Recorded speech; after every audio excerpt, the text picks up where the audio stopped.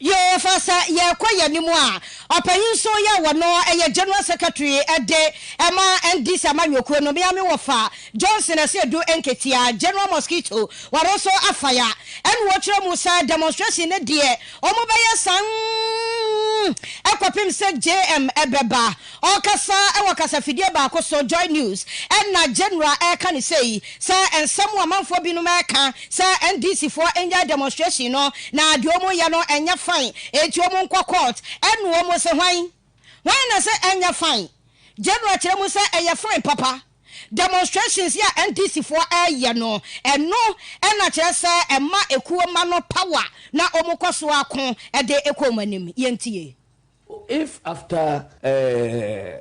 whatever, if this government insists that they are still holding on to these flawed election results and declaring themselves presidents of this nation, the protests will continue till the right thing is done. Etinia demonstration one jinja manfo emo power na tase ni omo kakai asisie ya kirese isi no eni aban no aka bom ayawe ede asisi NDC fo no akirese demonstration no kra omo ka ekona na kirese eno no aso omo nkran na omo kai sa asisie no ehie omo a na kirese ne jinja omo apawo omo na omo akoso akon ede akomanim Etiopanyin ya wono eye general secretary ede ema NDC amanyoko no biame wofa Johnson Asedu nketua general mosquito nenka eniati na ehu adanse bia ya kyerese womo eni abede ene se ndisa amanyekuo no nipa womo twemu apem be se 1000 ekire kura bia kyerese kumase emontre so ye besan ebeyidi aka mobio sisi a ewo aha na masha se kura mohwe no kyerese enafom enra mo sojafo be se ndo adanya sam keto de ye kan sa ye kan better sa no mo amokas ya ase war zone bi pa na yate asimu emusie sojafuo na nkofuo gon ya chaso maje montra boss wo se mame zimensa wo mpeno asemu a won kase na no fumu ye otum wo ye mistake no won correct sisi ana won fa JD memeta kunwa so ansa na hwadwo make say de mu no ma say ka akoba ani ayi for ayi o ma tutoto ayi organizers yi wo ho bia na o ma je wa yi no de kono o ma twodwatum asheshin bontene sambre kura na endura kosi atsembe kase na bi kura kwa so de engusie kura kwa bin mani ni adade a enso stay na chese wo mani abira wo mu gina mu pa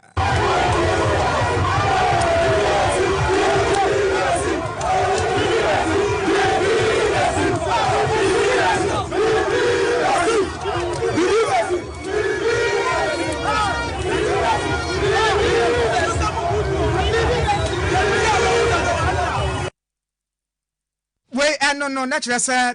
ebu ade na say bayi kumase NDC for adana kwafo keka bayi na atwa so be kai a afa yesi o ma edan on set time na Accra ne Upper West ne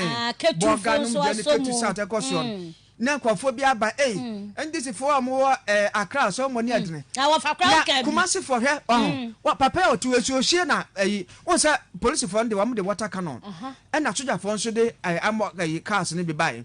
na ensuo no Accra de ne ye ho abon panchire omo so bia mo pase bia demonstration se kondo na wadwene ye se bia uhuru demonstration bia bekwase bia papa o tu we ko bi ensuo hie no bi na agu na twa na chi nyina na awo ya wodete wotimi fa na tinka kunwa no hwe ai enya awuro sa na awuro sa ya bekase de srada bi na awo na chi no ensuo hie no bia ya se am se so ahwa wontimi ntiri ne mu won se ho no spinal cord no ofa ho na won na chi ho no enti hwe won se so hwa won se nipa wachi la no dem won se la no dem eda wachi no won fresh no du obenkum na bi wonifa enti won se nifa ho no de ba no to asene nyina na ho na atu sa no na benkum ho no benkum ho do nyina ho nyina so ahyehye so ho enti na che se ani be so won nyina so ampam wo mo ebi achi tutu nyina na ebi so se wo fa ya na no pefa hodie na bi kura wu enti nipa de so tu ani brasa enti wo manya kumase so don so kumase kumapem apem be baye no enti pam wo munyina soja fo no ye wo stay na bi no mo ba ba for santi kotoko de say de nya sa bi ukuma pem no apem ma bie ba kokora ma na yan hwe dan ko fo keka se afa de dem ko fo keka se enti sa demonstration na hefa na ano wodene mahunu kumase de mahunu Accra mahunu Ketu mahunu Upper West mahunu Northern Region mahunu Takwa ana se amasa hunu kumase ye de mo ko sekadi Takwa de ho so na manfo zo edi bia giram sa ne ade a make us Cape Coast emrase be jono jinama Cape Coast South honorable Kwadwo Richard Hagan wonne ndis amanyakuo no protesters na twetwe kombo no wo chese omampanin da John Dramani Mahama ne ndis amanyakuo no wo se wo munya ba no ntumu oto ya na nkofo ka se bi agro no mu die ho enye se bi omo enya daje omu ni bibiye omu nyina wo bibiye pa but wo munyi ntum ekosi se ye de JDM asi akonya no so Iwe ma wo di we here ko nya mi na adumara ye seat no ye to be maintain the seat ente ya be de mo nya say e go akona ye ne no mbere ente ye to be enji enwa osana ya papa na ya nyere ko akon wo sisi ya enji da sisi no ye ntu Angela, Yaya, you come now, my who. No power, our assembly. This is ANGEL102.9FM. Election. I need the election in too. Oh, Sunday, Ghana, I will kill Mammy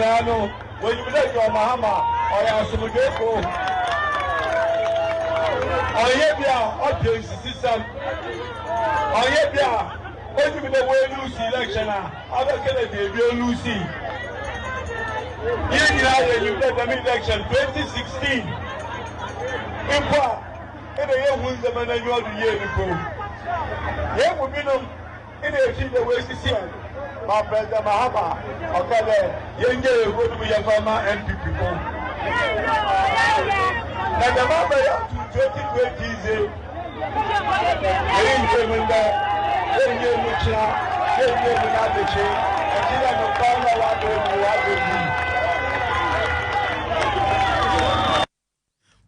the motion na ju na de kra sawo mo ama bi kra kwason apon ne ade na ju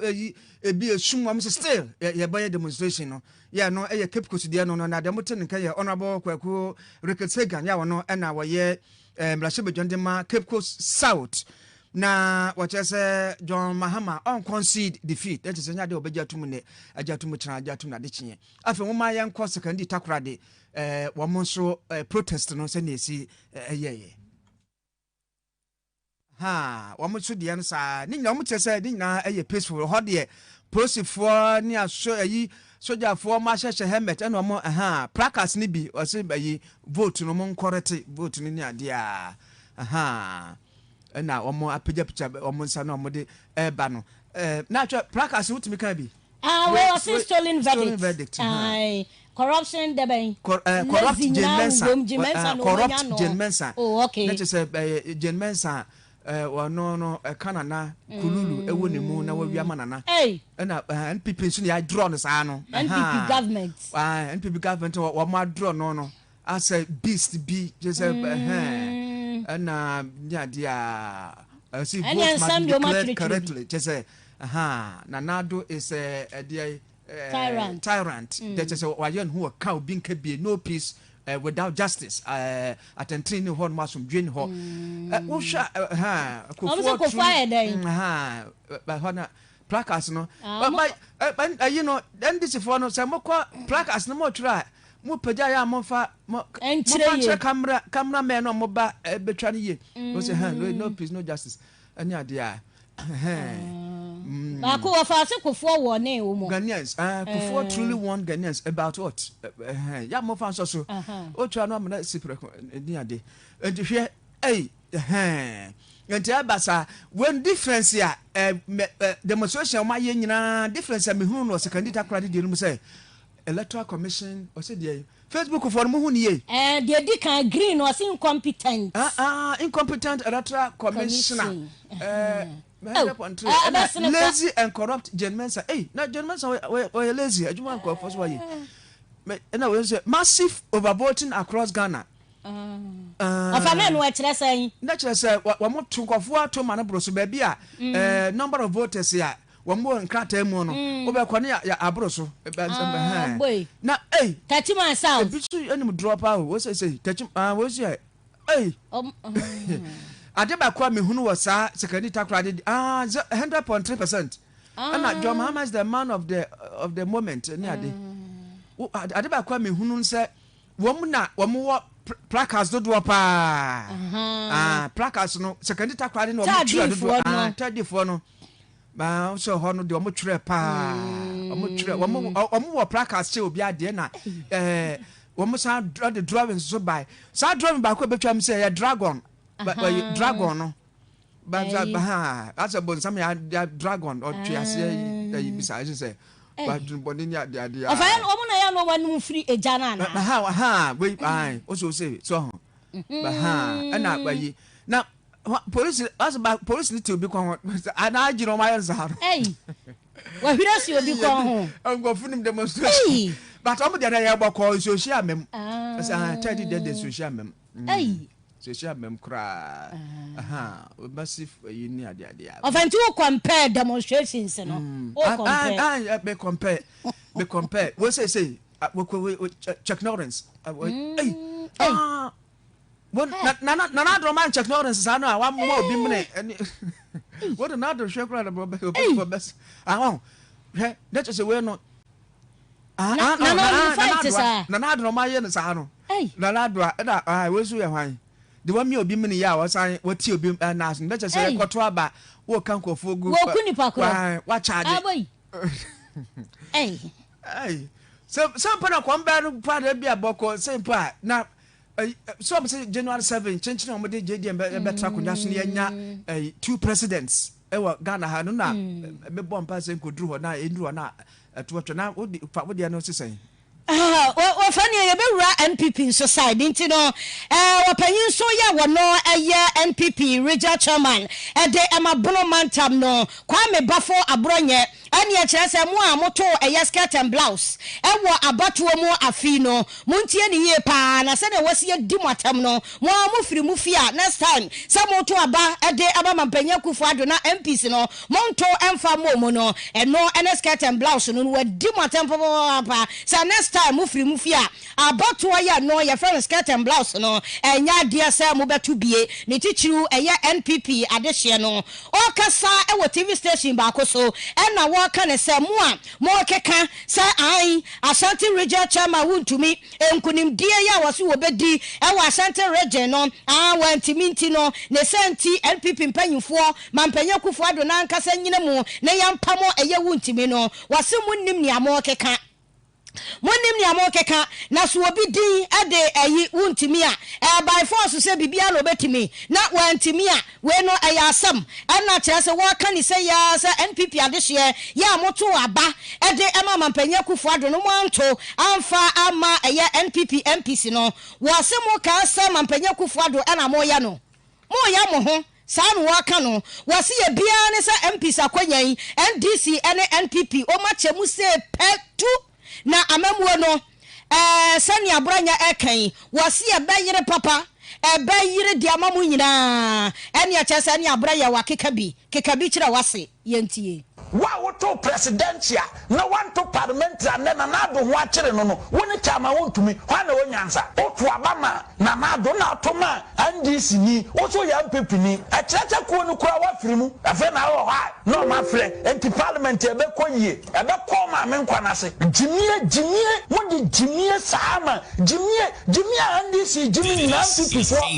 55% mo ka ho jimie mo jimie kuro ma nya MPP for 55% mo ka Jimmy no doso kwato sikata mbraso wi a abegyina frese ekoyie opampam paye se medie me na mekata asa kwato sikata mbra right for day 1 na maka no wa he saba na mato no officer ebia wo ye chama untumi officer wo ye northern regional chairman officer wo ye abronye officer wo ye greater Accra chairman and officer wo ye MPP executives efie nan no akwa ndc ni no asemba akopɛ na obɛka kyerɛ abana woto na anu na ndc ni nyaaye ɛwɔ conference hɔ na nanado ɛna nyaaye no asemba akopɛ na obɛka kyerɛ sɛ efie nan we nya ne papa na ɛwɔ hɔ ntokɔ wɔ nyahwe na sɛ ɔto ne sɛ wo ni adwuma ye ne sɛ obɛpɛ adwuma ma ndc ni a ɛsɛ wara because na na aba moto ye no ɛnya ba edi development ebe blosa to ma ndc ni ma ne be ye ampia emfa hute mraw because me there's no way me di ndc ani ma ko project akọ conference ndc wo I will never do that menye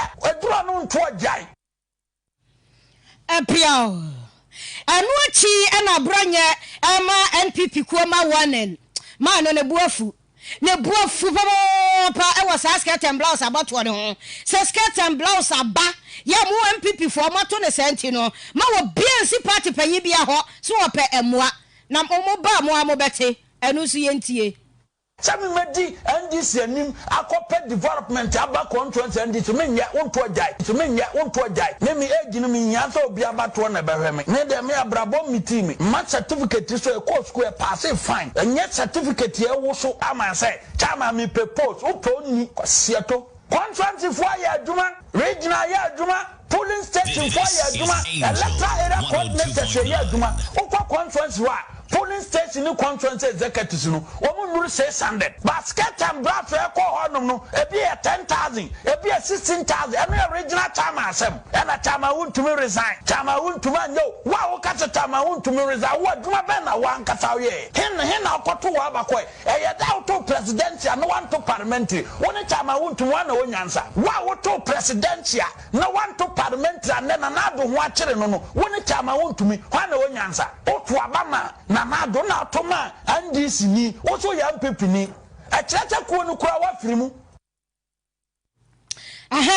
eti wapanyi ya wono eye NPP regional chairman ede emabro mantam no emu kwa me bafo abronye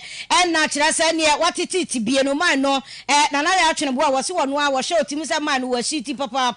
eti NPP fo ya afia bato 2020 abato ya moto skirt and blouse aba modie en wode abramo no anso ma hu se binum so ebi sre ebi krase he's on fire Josephine Yabua was say abronye is on fire ebi so twetwetwe sa ne ade na Gabriel edumata na was say menkai ndc amanyoku on say December January 7 na ado na te akonwa so monso mu de JDM ba na ekoye mienu a adam wura fi Cote d'Ivoire se menkai wo mu de si Cote d'Ivoire bra na Cote d'Ivoire foto abawie na yese Alassane Ouattara na wadi nkunim na Laurent Gbagbo so wampene na onu so ebetra so de siye ema international criminal court ebe mu ema ebechi no koye sendisifo nimu a wunim owu ana de na aye enhweso na agele se waskojo na ndisifo omunim ba bia court dan se na agele omunim pa omo dwene ho so ombekọ a Kennedy dwamana de aba wono so sa wose the United Nations court will be waiting for them and to say omo ye de so omo ye basabasa organa hanmo a na eno so de no a champion bright kwame so wo amonone wo se jawadwo enje fo ka mo frema ye mintabia ka makike bia kire nkofi pa na de ekoso no ne de a wode eba ye no skillful owusu oh yo let me see tonight me ngro ba ne shebi brai me wie ya na fafo problem no baji we kufie enti na de ekoso no na amampani na arodan kwa ekufuado ne dia wono so wode ebaye enra wone Ghana for be kasa no wo se vaccines ya abaye COVID-19 vaccines no wo se Ghana for ensa be ka bi ama bebre ebi eye binum ho den so betimanye bi amemi te se Zimbabwe Mexico ne Pakistan no ne ade na so Ghana ha de obetum den se sumbo se ebenye bi na amampani kire se wo hu se Ghana for eyam hyehi wo mo se yesi vaccine no wanhwe a wo de koba ubewu ebisi badane ado ebisi ubayese ebisi yade na de boboye ebisi wompasum kunkuma bibefo ebi kurase ayibi chip bishem wa de bobo be ko bonsam ene ensam de bebre na nanado chese se bi wo just small boys say na de shiegu hon mo na wote da sa abra no wa ma ne kurase se mebeji bi akọ wo nkofo enti ono no wo team of experts scientists ni doctor for kukudamu vaccine wo mu ye pa enti obehwe se papa ansana ebi abagana ha ameda bobo Ghana for. I'm aware of the anxieties relating to the safety and efficacy of newly developed vaccines. Government will ensure that the COVID-19 vaccines to be deployed in the country are effective and are safe. To this end, I've put together a team of experts from the relevant institutions and agencies who are working assiduously towards the procurement and deployment of the vaccines in Ghana. Omampeni na adodan kwa Kwadwo eba ode ahye Ghana for vaccine bia ban ho UK and US for de womo ahase kra aye ho adwuma ya ma bebre nso prese won sa be kan de ne hu nso abankofo se ba ma yenye nti eba yenye eba yembo enu hu kranhye no mampeni de atodwa no. Abusefo ye kwaya nem angel kase about the finest mo na eye adwadifo kuo ye no eye Ghana Union of Traders Association guta womo ababonten esre aban se ejahyehyia ya eno ekoso ewo edwaso ana market ahoro no adoso papa se de nyina ye di eho adanse no eti aban anhyehyem na national president de ema ekuo no Dr. Joseph Oben eno wone nsantwerefo ekasa eno waka ni say ejahyehyia no adoso na eba ebesi sabrei na kirese wohwemu a eja no wobehwe no na ato eye market bi ye hwe ye na kirese ba bi ti se kofodua eno no mo market ahye ye ni ba ye ho so na aduru enkran cycle odona kirese ehon so sania eja no hye ye no na anu aden adwadifo dodo no a kirese kamea ye so mu nyina pin kura wonom amfa bi na no so ya yenhwe ha na ato kantamantu wom eno nso mpanyimfo amfa hwe ya ntutu na kwamu ensua bibi se se ha se ahanso atoso mienu na ahye a anye bia bambo mu nsam kura yemfa ntutu na kwamu na no yenwe ni ye ye ni ba ye ho so a kire se enya nyankopon kura na fafia na no ayi ye no kura no na wotwe no kwa na wie ye weekend mu na no nso wom kaneshi eno kura nyankopon afafie no eno nso no womo amfa womo ho anisa eno nso no omo wo baabi a eno nso ese pa na chese didim ekwa empanyin so ka asem bi e de ato ho sesebe ne wahunu enhunu biem eti aban enye hu bibi Yanyani tiasa amanfo ena seda echichi se adwan yampese yebeji atumusa yenim se yewo amanyofo ewo yekromia ba no krani yewo gidie wo yamanyofo mu yenim se omo wa adwempa a wo de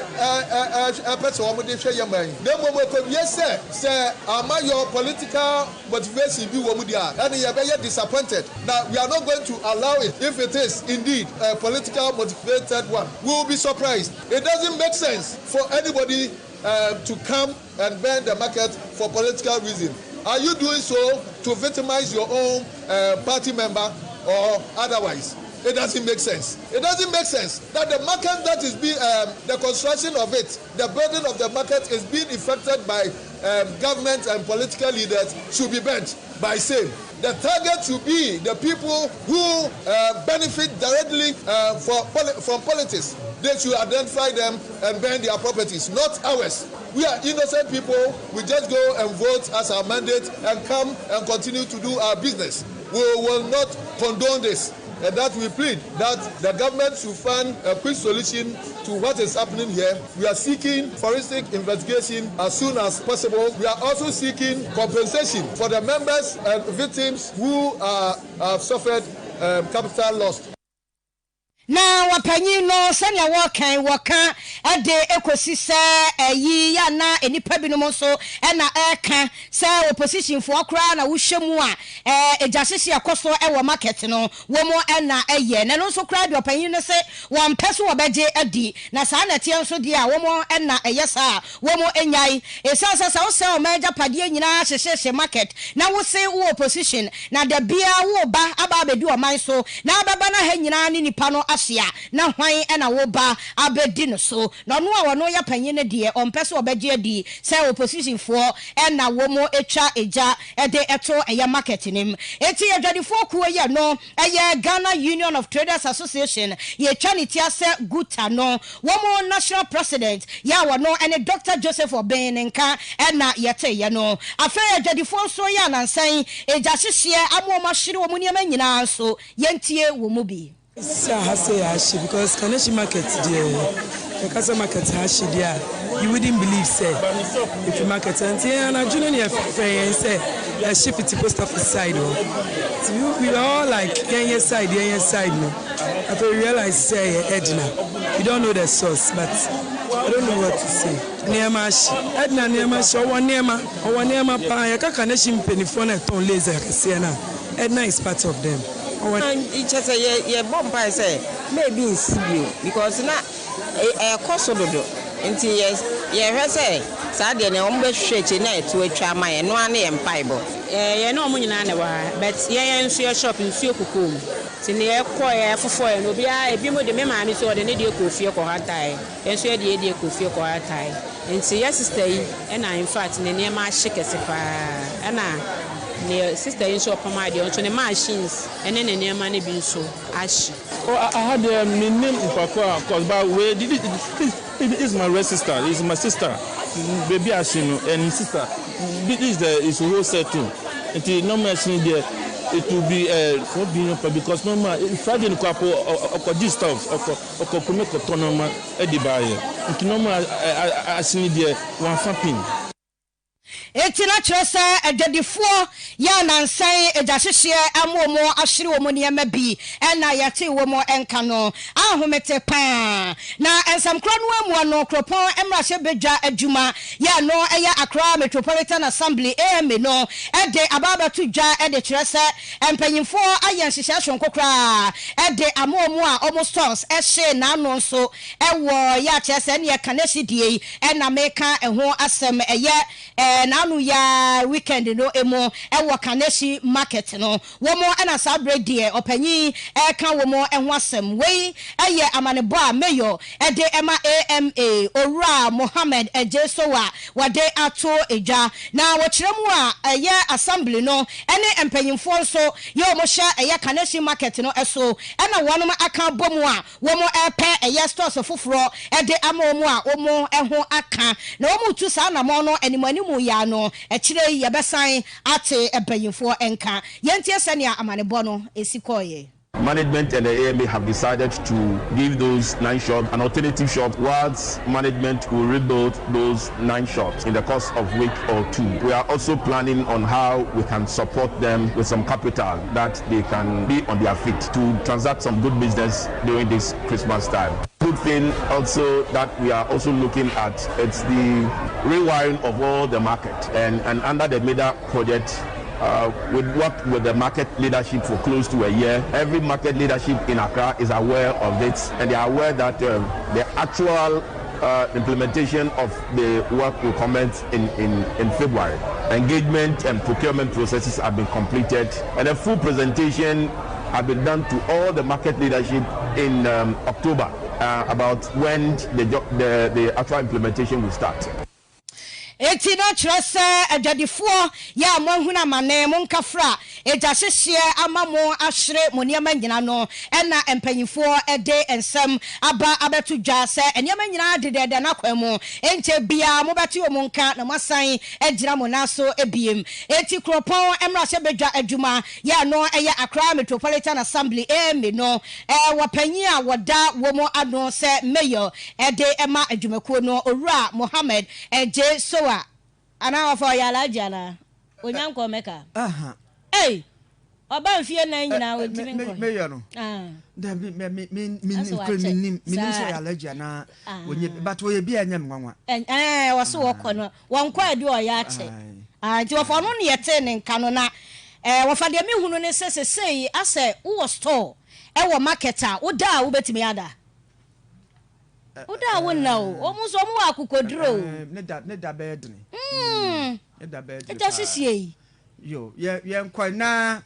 Mama for mama ye be papa wahene no a wahene 66 na wone 25-year-old kodan wahene na wu mo de mo enti se wa o papa no na say ayi bibia no a ka be printem aye be ye de ba mo da munya botremaye na chief executive officer de Emma New Life Homeopathic Clinic Dr. Mark J afibia wa ya do ye de ma one more amo yire no titru pa ma omu kunu ma wu agya wo mo akunafo ya eno watu dini se watu dini 2020 charity ball anase videos charity ball na endra ebi ekoso ewo na dwuma mu ho na sede wasia nya botre no wato tent ama wo frefrempanifo behwe ebi na chese kunafo bes wa ha ne akire ne domo be pie ho na wotentam na mari che wo mo na chese akwakoye ne gisempa obo ho no mu a wonte apo oni adwumayo obo klasa bio wadidam kakra ni nyina wo hwe mu nyina ya chese wo ma bompa ya manoa na Dr. Mark J ena yebusa ne se adenti ena covid aba ama ohia kora aba nyuma bebre wo mutimi nyom na so na still no ano wutimi eya do etise botaye pa no eye den ensem a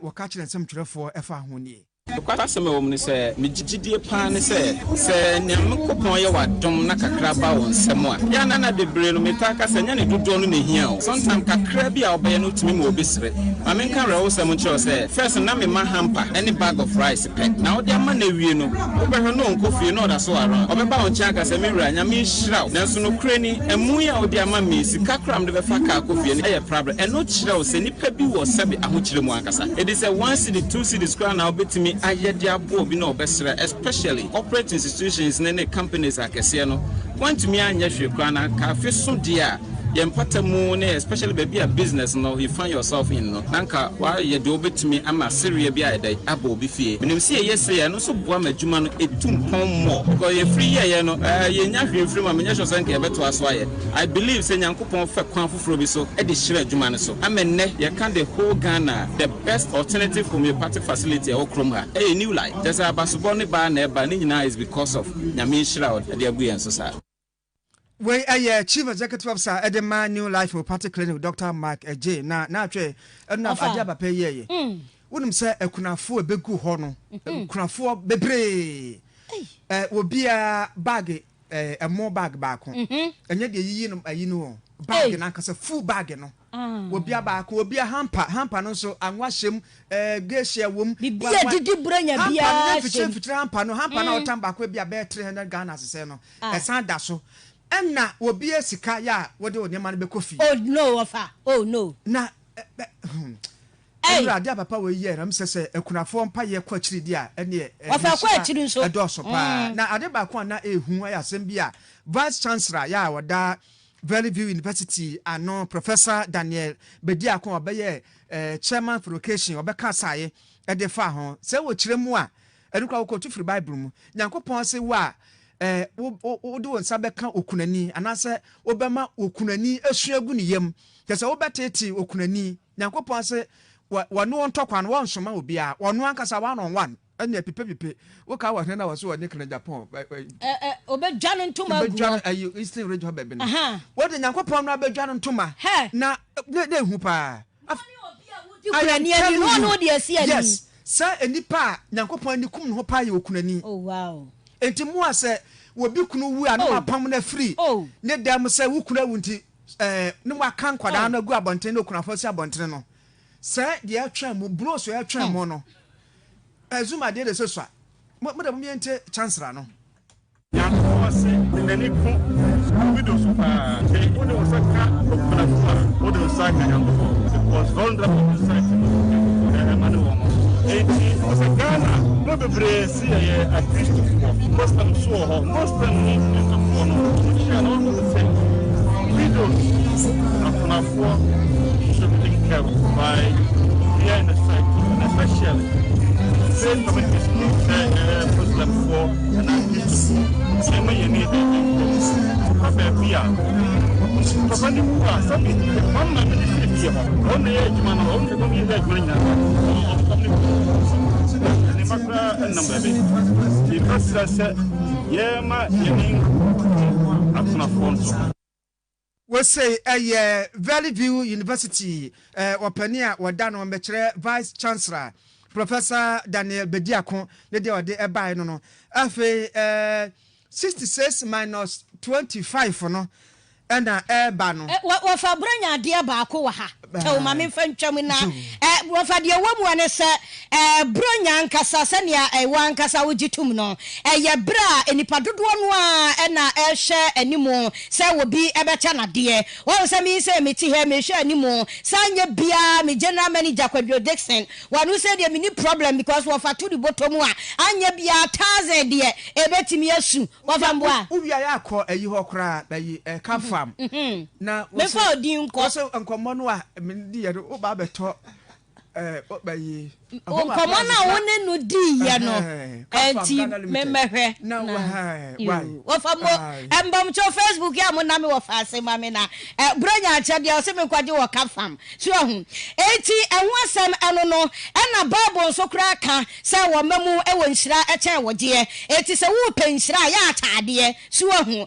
na eba ema ene mema ntemu a wo bia so e hwe ne yonko anim se e ya ware ananso se empena twen no wo ba e hwe be ma anim no na brama so e hwe wo ba anim se ne yonko e na becha na de na che se ne aye kese na eye a on emema no metaka se ya na mo wura fi se onyankopon bo mo se mo de mo mmara na mo nsam fifire na mo mfa hweye no ya na mo wura fi enti mema mo didi mo mema ho no mo nya very very careful na ya mo ncha de na yenua akuya sapoma sapoyo ene Ghana de che bi adi ehon komo yentie mema no Blonya drew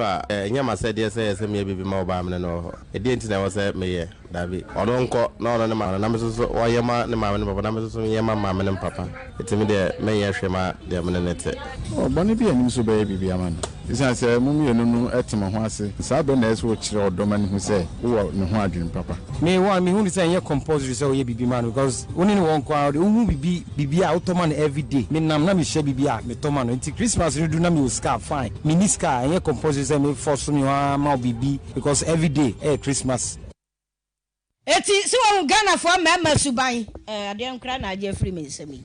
na ofa ya ti wo mo enka no afa yentie e ma no so adwene ni be ma wo ho no ma na se afi aso na se be ma no so odwen ho na se wo do wo mu a at least se bi ni ho no mo kra na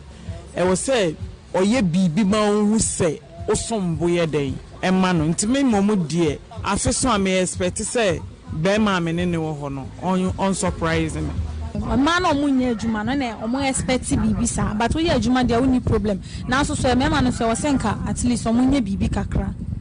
okay afia no ahia nti at least unu obi wo ho so utuma bibi kakra no do to biscuit and drink bi e okay ti se nti unu guy wo ho de at least afia no so omo bibi kakra na eti ama yanso ya kire ya dwen e babranya oba ene bema hwan ene wo so chaade over Kamano cha eye Kamano cha eye bebeboa pa na ayefe ya mo nsem na de bia se be ma na de ba no afi de mo nsem mo ya ni nwu mo fere ma ya chaade kakra study enya my he Abraham wani Dickson ya boss so se be no mo ni jaje mo de mo na ayi bayi mo amoti ayi oba de be ma bi ko hotel e bi ko am ko bo mpaye so ebi kura consultation ni ade ko die futuo ya na mo adwuna ko si baby te se de na adwune boni abam trimo ya sa nya fine ate papa wa na nampo 66 enfia aduosensia enna chese bayi mo na masha sa mo friend girlfriend do me na me ni ho na atwe na afa me ni ho ebi kura na atwe enti girl no nega ne kwa ebi kura na no wafa asno no bia do okoji school fees anase bia no o frɛ no kwa soma no a ofa wetani agi school fees adia be ya mo bia ya na mo da aba adrobani na mo de abehye butiri mu eti na chese girl 25 versus nana e was 66 years enti wo mo ekoye bi obi hu de siye nana de hu na ase ne nduro de nana de bi koyi nduro de ne aphrodisiacs de ne nana de bi koyi pa ene nye easy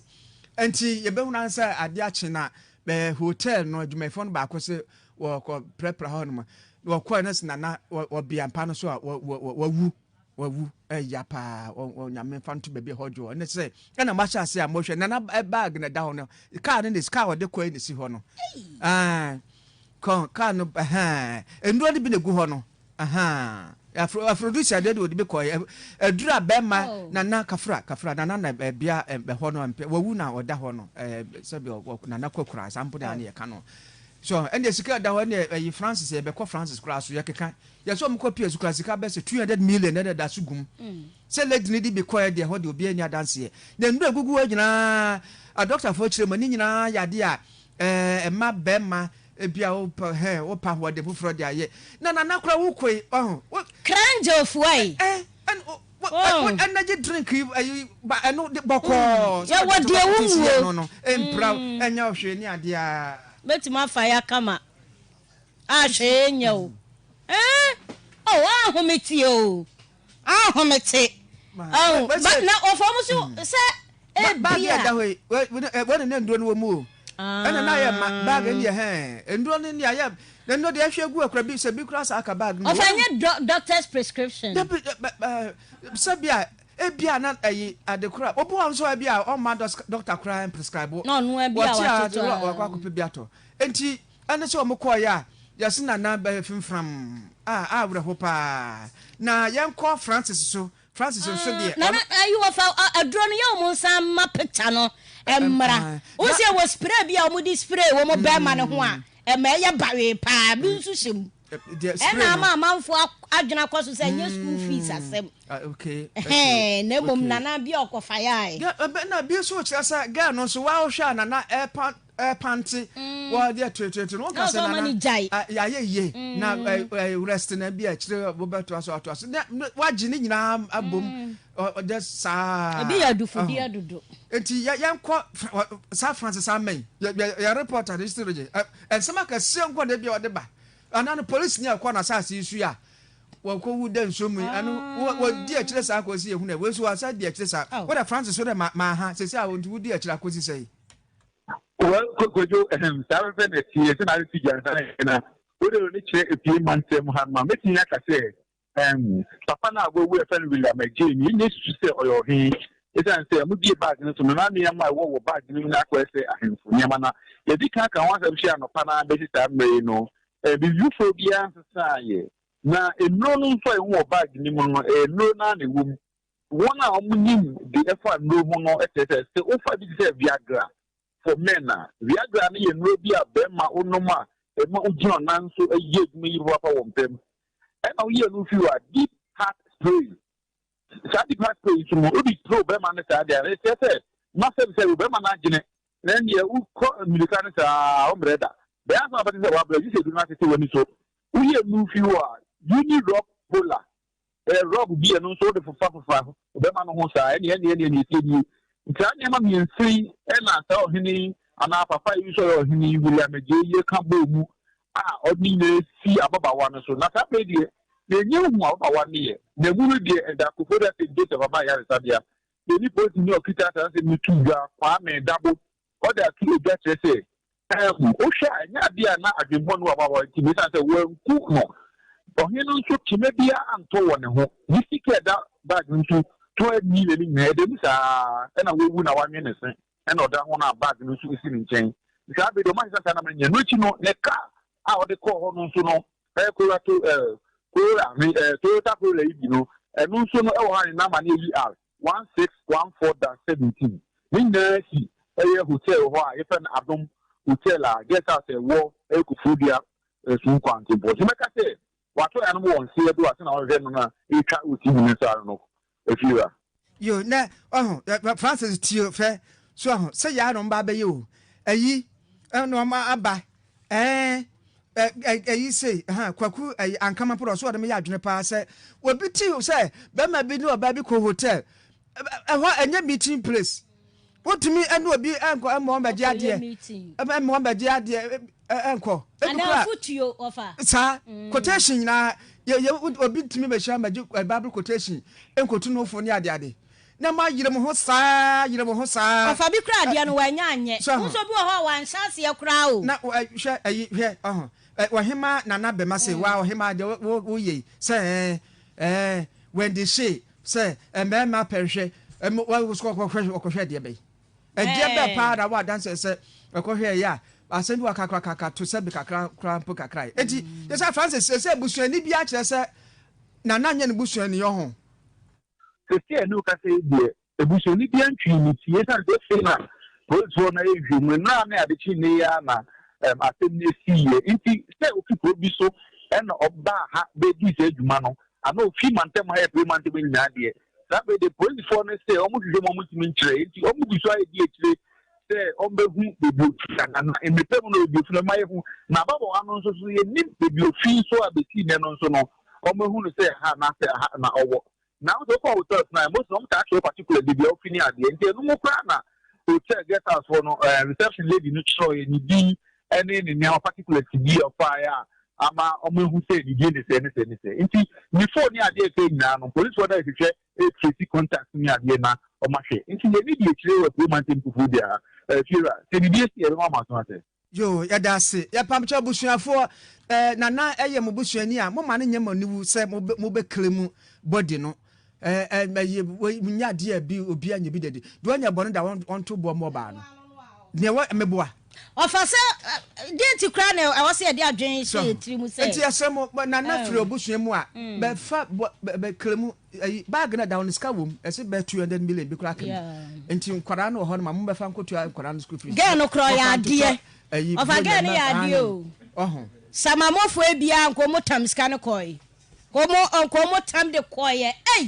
over 200 million say that ko fa keka say ebia na biska no ebia na be 500 million wa ba na yi be ko na bia wo je bia no ye ni adanse ho no mo so car no so kra na car no so no kra no na kokora wo ton a ebetimi ahwe nkwada na bi wo kire eni a de nti okunafo kafra mo nye fana na e be ma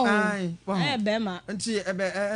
ya pa and person na Captain Smart ene doctor ya wo suntre so medical doctor ba ko ye doctor Ajakupoku edim komoyi what warning say be ma wo karu ahoɔden no wo ne wo ba ko hia na karu ahoɔden no a measure so ahoɔden no ba bi e beduro na fa fere en kasa chenchena twintwan wo pa say we impress wo ba nti wo pese round na say wo de wo betimi akotu a na chenchena da bi so ofani ya futuo pa na ade amo we Gideon Kofi Bente obi asoma ya say 66 minus 25 is equal to 41 san wo ka tete afiri mu so no oba wa no de otete afiri mu no wa oba na 70 years fo ni nyina kire say wo mo ye mema ejira mo na so kama ema no so ha adwen wo fa me se madam fu bi a no o kana samu a wase woni ga bi epie saa waboma ya ba ko again say wan sa me ba ko no wase fo asem firi me so me ba ko kan ho sa na nya dai adan wanya ba ko say sa me ba ko ema ya ne adwene Nicholas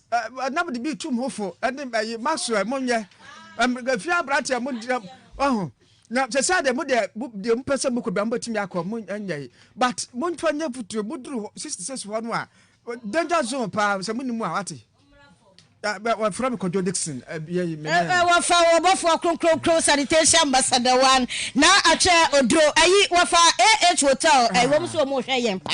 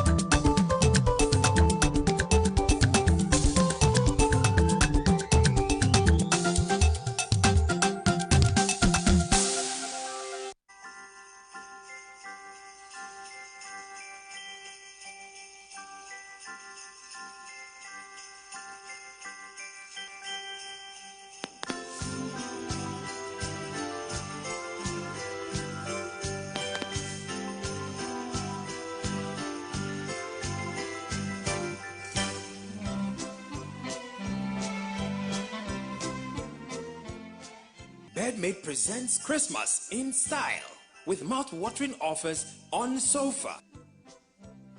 office,